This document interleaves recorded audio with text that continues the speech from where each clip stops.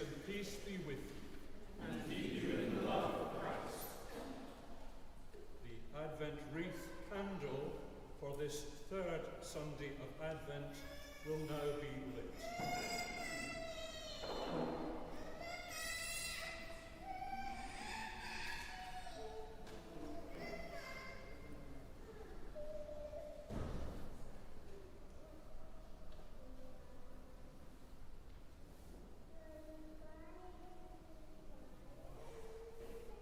Jesus Christ is the light of the world.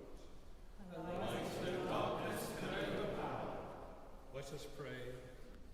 Eternal God, as the darkness beckons closer and the night time lingers on, we light a candle to dispel the darkness of our hearts and chase away the shadows of our minds, so that he of whom John the Baptist spoke may find a bright and clear path, and find us ready and willing to welcome him, the light of the world, for he is Lord forever and ever. Amen.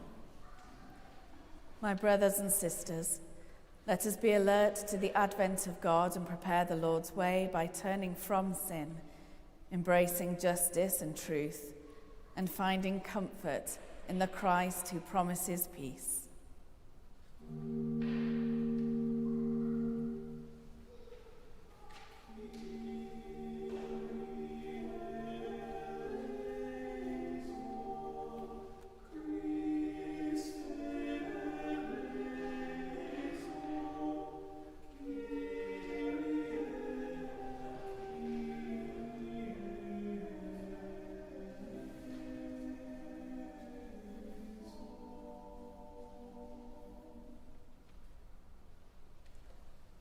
Heavenly Father, We have sinned in thought, word, and deed, and have failed to do what we ought to have done.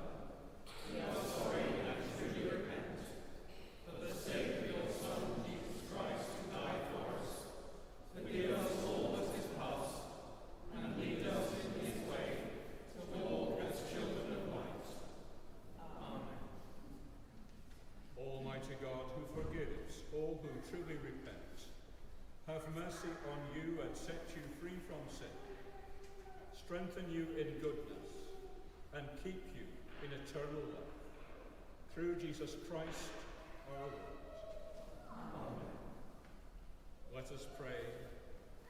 O Lord Jesus Christ, who at your first coming sent your messenger to prepare your way before you, grant that the ministers and stewards of your mysteries may likewise so prepare and make ready your way by turning the hearts of the disobedient to the wisdom of the just, that at your second coming to judge the world, we may be found an acceptable people in your sight. For you are alive and reign with the Father and the Holy Spirit, one God, now and forever.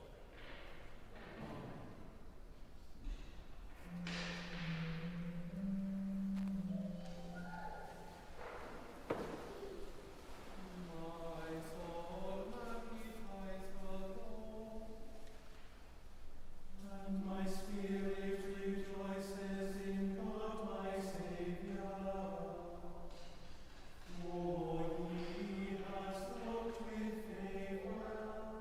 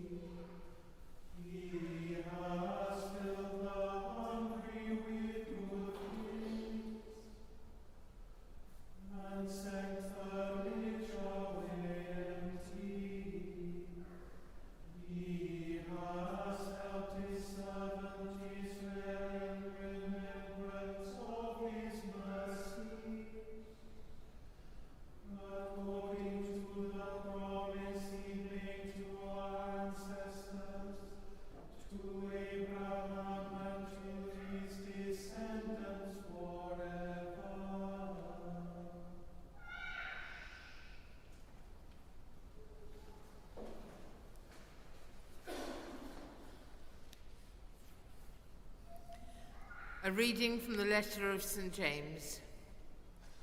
Be patient, therefore, beloved, until the coming of the Lord.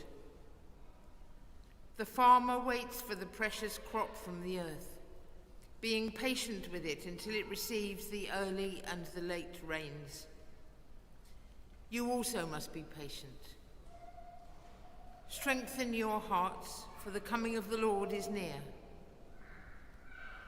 Beloved, do not grumble against one another, so that you may not be judged. See, the judge is standing at the doors. As an example of suffering and patience, beloved, take the prophets who spoke in the name of the Lord. This is the word of the Lord. Thanks be to God.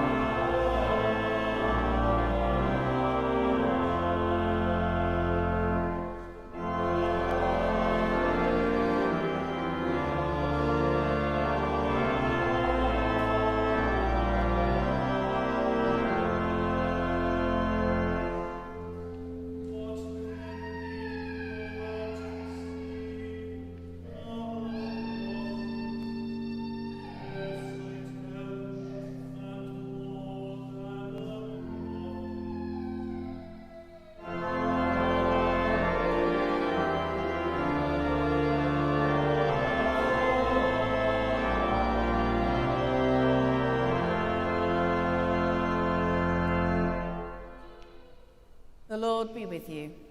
And also with you. Listen to the Gospel of Christ according to St. Matthew. When John heard in prison what the Messiah was doing, he sent word by his disciples and said to him, "Are you the one who is to come, or are we to wait for another?" Jesus answered them, "Go and tell John what you hear and see. The blind receive their sight. The lame walk, the lepers are cleansed, the deaf hear, the dead are raised, and the poor have good news brought to them. And blessed is anyone who takes no offense at me." As they went away, Jesus began to speak to the crowds about John. "What did you go out into the wilderness to look at? A reed shaken by the wind? What then did you go out to see? Someone dressed in soft robes? Look, those who wear soft robes are in royal palaces. What then did you go out to see? A prophet? Yes, I tell you, and more than a prophet. This is the one about whom it is written, 'See, I am sending my messenger ahead of you, who will prepare your way before you.' Truly I tell you, among those born of women, no one has arisen greater than John the Baptist. Yet the least in the kingdom of heaven is greater than he." This is the gospel of the Lord.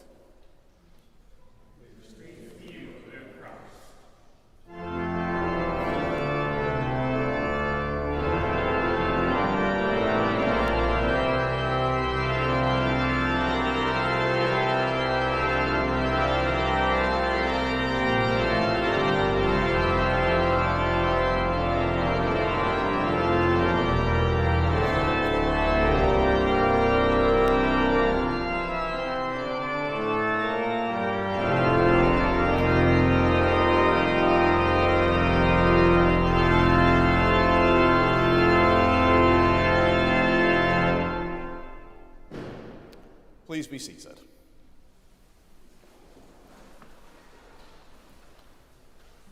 I would like to start with a quick introduction.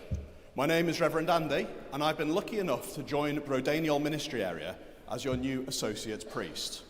My focus is to be the ministry in the community of Maesji and the wider city, but I'll also become a familiar face in and around the cathedral as I work to support Dean Manon and Canon Tracy, all the wonderful clergy and staff, volunteers, and you, the worshipping community, in all the wonderful things that you do so well. And it is that newness, that unfamiliarity, that I want to speak from today. So before I begin, let us pray. Dear Lord, let me speak today in the name of the Father, with the love of the Son, and through the fire of the Holy Spirit. Amen. So I'd like us to take a moment to reflect on our gospel readings through Advent so far. Only last week we saw and we heard John the Baptist, waist deep in the river, calling out to those who lined the bank to repent.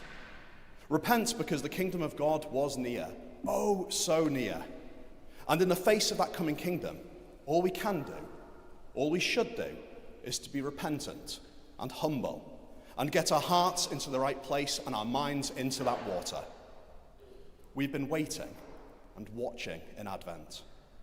We've been looking at the way God has always poured out his grace and generosity into his world, how he created abundantly, how he has shepherded and discipled his people, and how even when things go wrong, he always makes sure there is a path back to him, how there was and always is a path of hope, even amongst the gloom of despair. He crowned this hope with tales told by the prophets, whispers in dark rooms, shouts in street markets, told to kings and to peasants alike, that a Messiah was coming, that God would act powerfully, lovingly, and faithfully to redeem his people, to rescue his people, to forgive his people.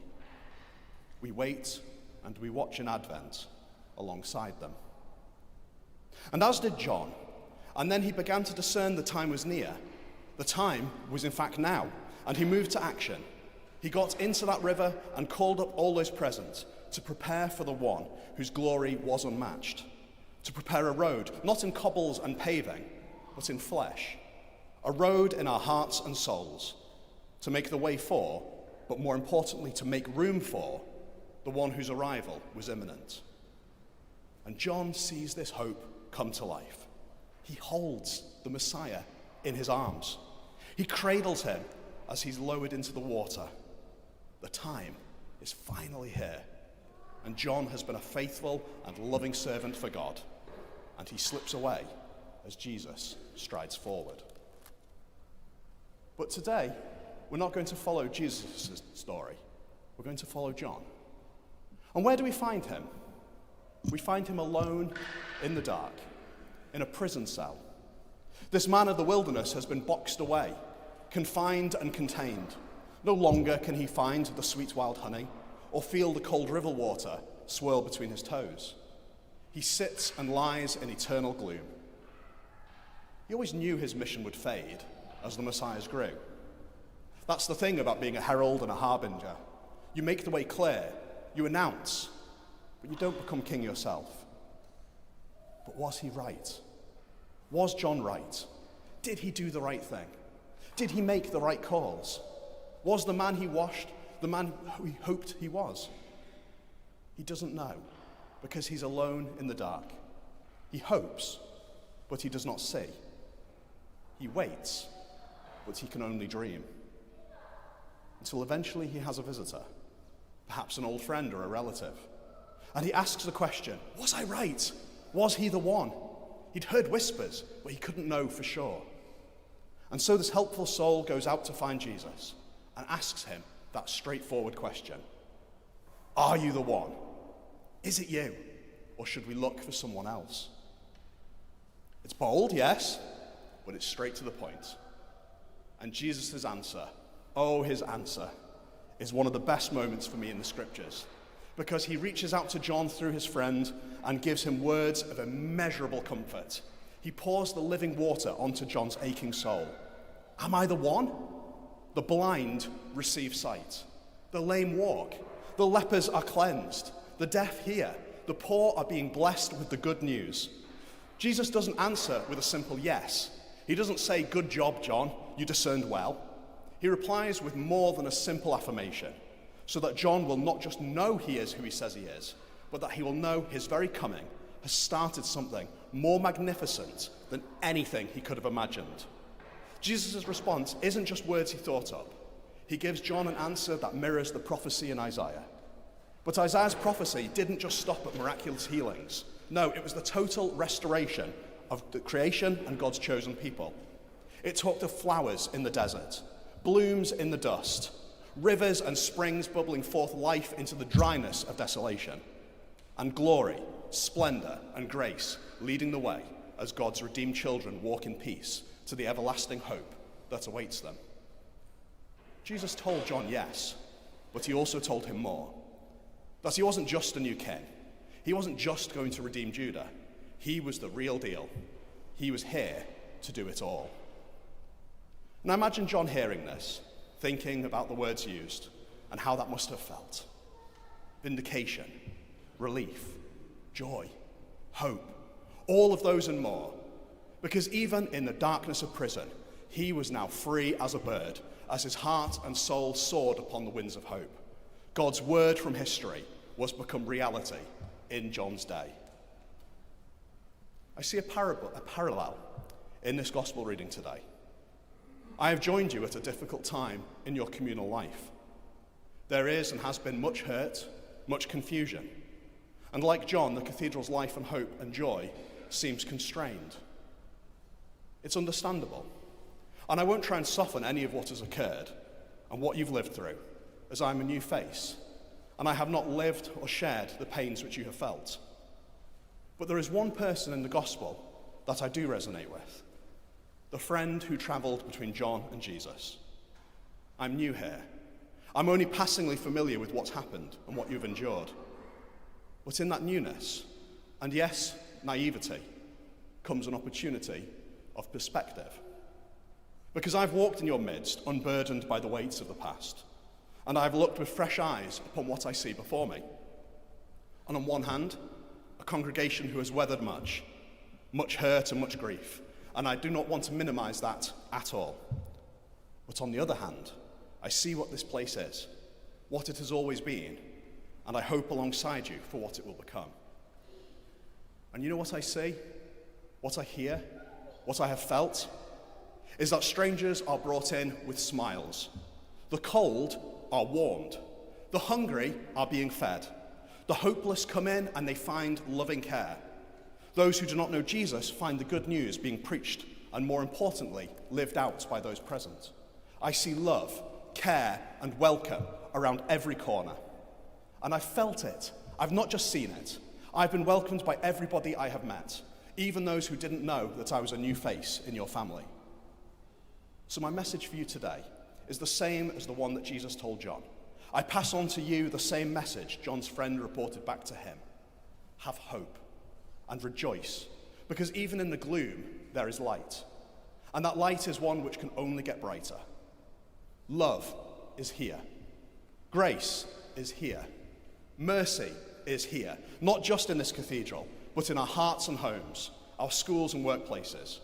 And the theme for the third Sunday of Advent is rejoicing. So rejoice, my friends, not by ignoring the past, but by embracing the hope and joy that has been present since the beginning.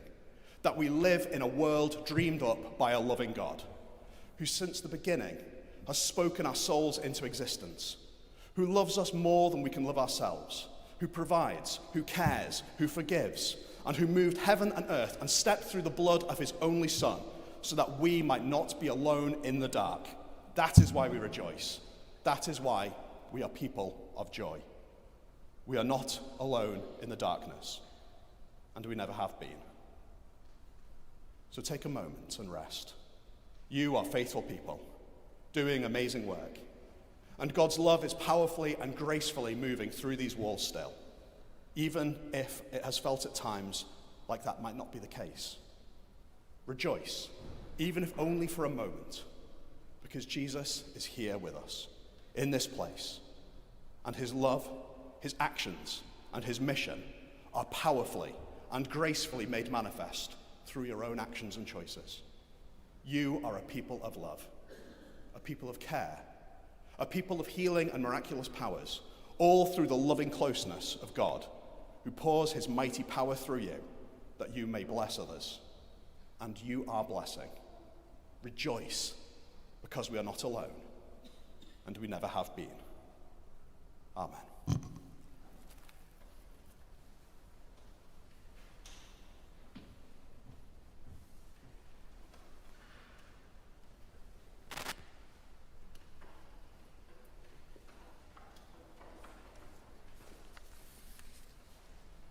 day of the Lord is at hand. Let us stand upright and wait eagerly for his coming, praying constantly for the Church and the world.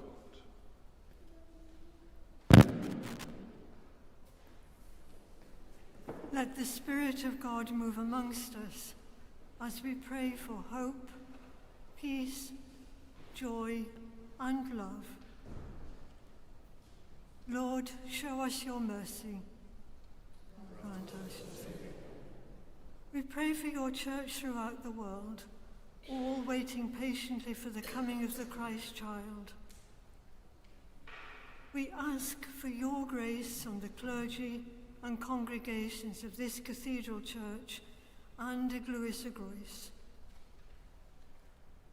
Lord, as we prepare to celebrate this wondrous birth, let us remember the true message of Christmas. We thank you for the sacrifice you made in sending your Son to live and work amongst us for our redemption. Let not the enormity of this gift be lost amongst the tinsel and trivia of secular Christmas. Help us to put Christ first in our lives, this day and always. Lord, show us your mercy. As we celebrate Gaudete Sunday, let us remember for those for whom this season holds no joy: the lonely, the homeless, the hungry, the bereaved, and the unloved. Be close to them, O Lord, and let them know the comfort of your presence. Open our heart to those marginalized by society. Accept and love them, for they too are children of God. Give us the grace to put aside our prejudices and embrace our fellow man. Lord, show us your mercy.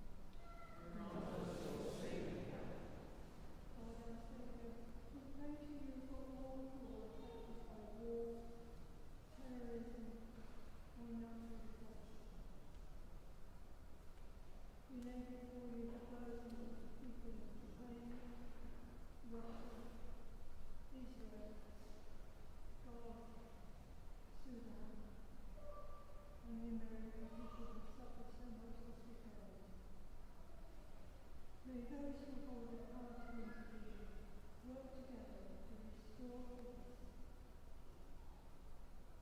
Lord, show us your mercy. Father, look with compassion on all who are sick in mind, body, or spirit. We remember especially Elma and Simon, and ask you to grant them healing. We give thanks for all who have faith in hospital, nursing homes, or and ask you to give them strength and compassion. Lord, show us your mercy. Father, take to yourselves your faithful servants who have completed their lives to their ministry. We remember those who have died recently, those who will die this day, and those whom we have loved and lost, but see no more. Lord Jesus, look mercifully on all who mourn. Give them comfort and the strength to rebuild their lives. Bless the tunnel runs under them, and with the victorious May they rest in peace.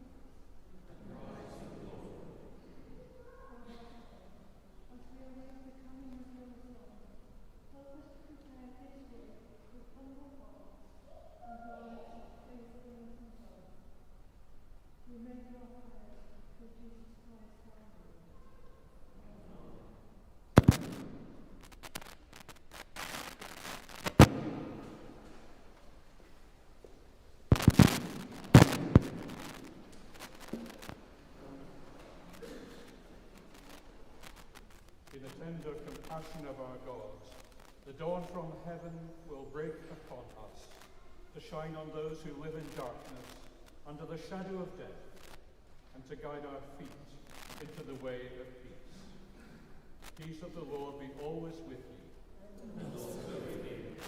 Let us offer one another a sign of peace. Peace be with you.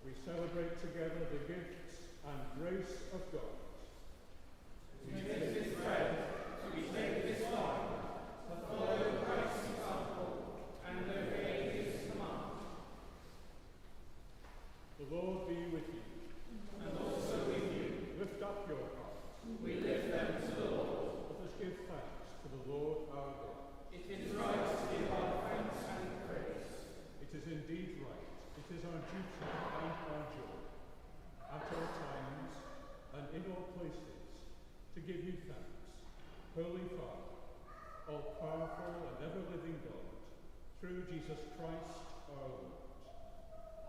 In many and various ways, you have spoken to us through the prophets. In these days, you have spoken to us through your Son, our merciful and faithful high priest, the heir of all things, through whom you made the world. He is the brightness of your glory, and sits at your right hand in majesty, from where he will come to judge the living and the dead. And so with the hosts of angels and all the company of heaven, we proclaim the glory of your name and join in their unending hymn of praise.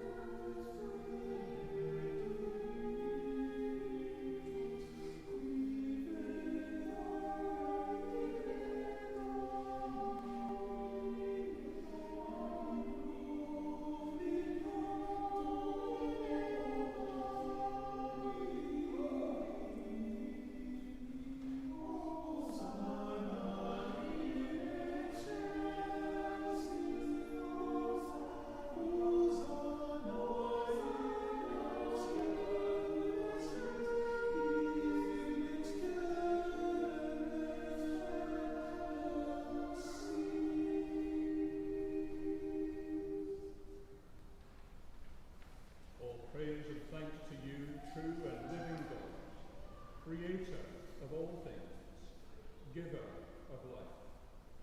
You formed us in your own image, but we have marred that image and fall short of your glory. We give you thanks that you sent your Son to share our life.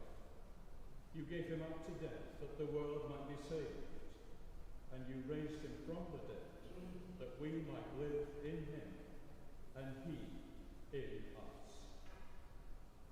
Sanctify with your Spirit this bread and wine, your gift to us, that they may be for us the body and blood of our Saviour, Jesus Christ.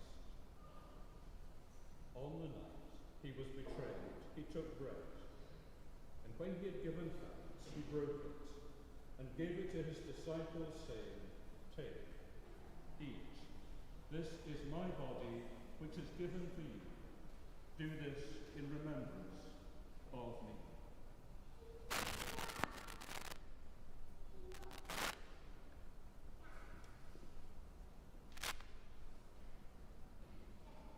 In the same way, after supper, he took the cup, and when he had given thanks, he gave it to them, saying, "Drink from this, all of you, for this is my blood of the new covenant, which is shed for you and for many for the forgiveness of sins. Do this as often as you drink it in remembrance of me.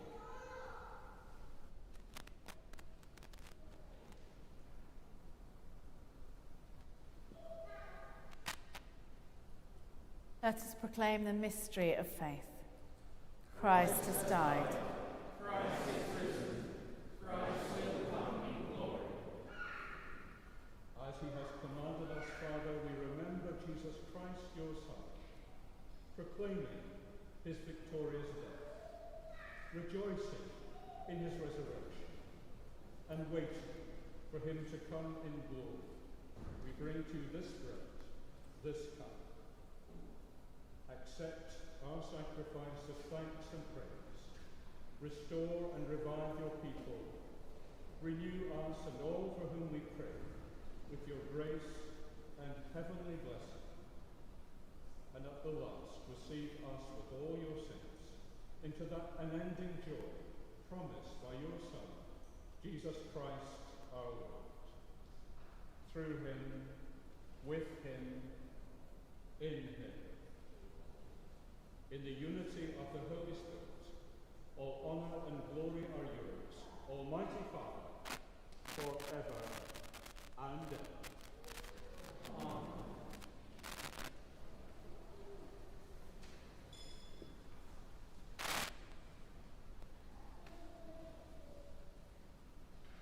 God so loved the world that he sent his only Son to be our Saviour. And from this we take courage to pray. Our Father, who art in heaven, hallowed be thy name. Thy kingdom come, thy will be done, on earth as it is in heaven. Give us this day our daily bread, and forgive us our trespasses, as we forgive those who trespass against us. And lead us not into temptation, but deliver us from evil. For thine is the kingdom, the power, and the glory, forever and ever. Amen.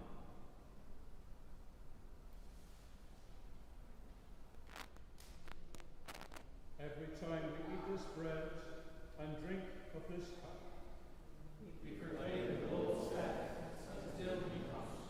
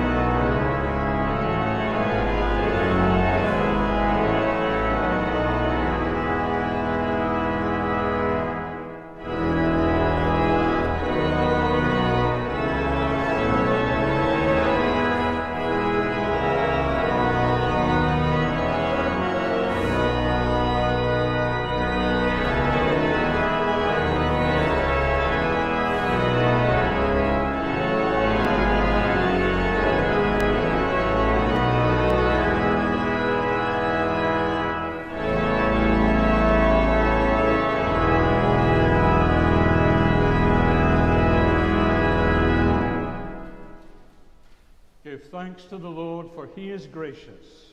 His love is everlasting. Generous God, you have fed us at your heavenly table. Kindle us with the fire of your Spirit, that when the Lord comes again, we may shine as lights before him, who is alive and reigns in glory forever. Amen. The Lord be with you. And also with you. Christ, the Son of righteousness, shine upon you. Scatter the darkness from before you, and the blessing of God Almighty, the Father, the Son, and the Holy Spirit be among you and remain with you always. Amen. Go in peace to prepare the way of the Lord. In the name of Christ. Amen.